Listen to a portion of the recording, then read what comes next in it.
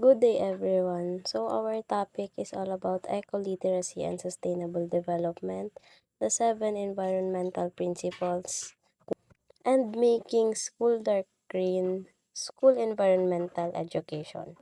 I am Alexandra Nicole Marbella, the first reporter. First, the eco-literacy and sustainable development. Eco-literacy means understanding how nature works and how humans depend on it. It was introduced by David Orr and Fritjof Capra to help people think more carefully about environmental impact. Being eco-literate help people solve environmental problems and make responsible choices for the future. Why eco-literacy is important? First, understanding natural system. This means knowing how nature works, such as how plants, animals, water, and climate are all connected and depend on each other. Second, connection of human and environment. This explains the human are part of nature and our survival depend on healthy ecosystem like air, water, and food resources. Next, awareness of human impact. This means understanding that human activities like population and deforestation can harm the environment and disrupt natural balance. Last, promote sustainability. This encourages people to make choices that protect the environment, such as conserving resources and reducing waste, so future generation can also meet their needs. Next, the sustainable development. Sustainable development means meeting human needs while protecting nature for future generation. It ensures that natural system can continue to provide resources and services. It also balances economic growth, environmental protection, and social well-being. Next topic, the 7 environmental principles. So this is the 7 environmental principles. First, we have everything is connected to everything else. Ang lahat ng bagay ay magkakaugnay. All parts of ecosystem, living and non-living, are interconnected and depend on each other. Plants, animals, soil, air, and water work together to support life. Human activities like population, deforestation, and war can disrupt this connection and harm ecosystem.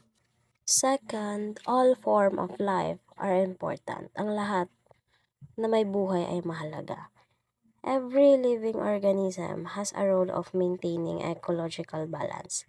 Biodiversity help keep ecosystems stable, so protecting different species and their habitats are essential.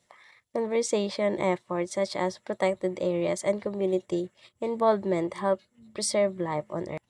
Third, everything must go somewhere. Ang lahat ng bagay ay may patutunguhan. Always return to environment. Natural waste decompose and become useful again, but non-biodegradable materials like plastic do not break down easily. That's why recycling and proper waste management are important to prevent pollution. Fourth, ours is a finite Earth. Ang kalikasan ay may hangganan. Earth's resources are limited, especially non-renewable ones like fossil fuel. Overuse and population reduce available resources. So we must conserve, use renewable energy, and avoid waste. We should only take what we need to protect resources for future generations. Good day, everyone. I am Howard Osias Monforte. I will be the one who will continue the discussion. So we're in the fifth principle. Nature knows best o ang kalikasan ang mas nakakaalam. Nature has its own way of maintaining balance through cycles and processes like food chains and photosynthesis.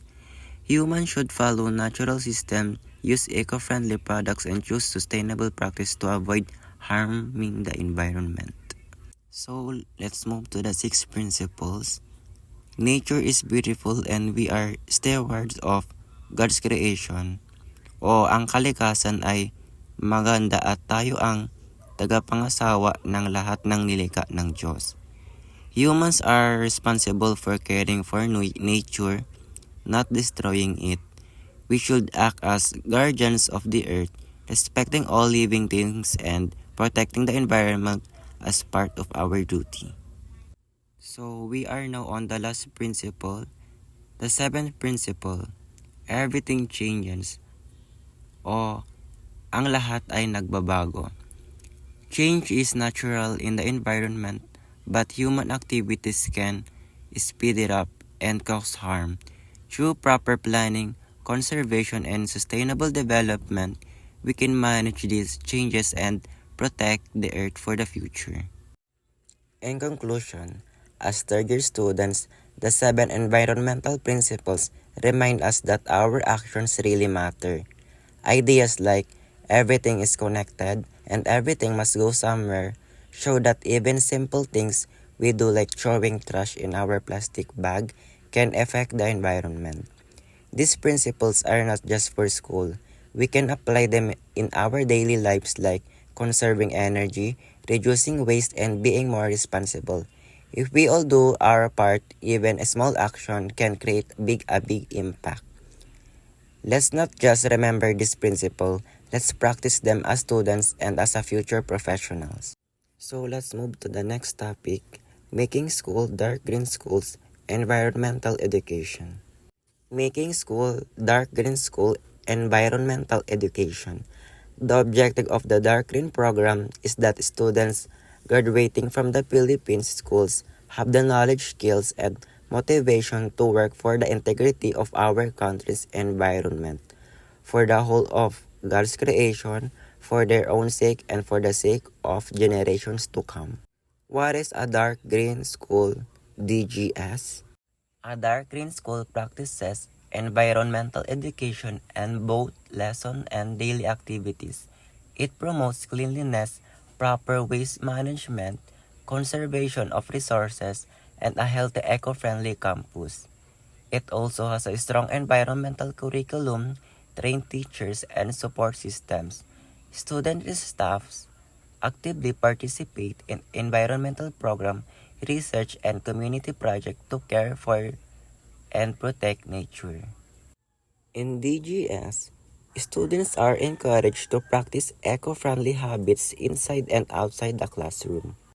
The DGS program seeks to ensure deep commitment to the actualization of environment education goals. This means the program wants schools and students to seriously practice and achieve environmental education, not just study it. Standardization and accreditation. It will standardize expectation for different level of greenness.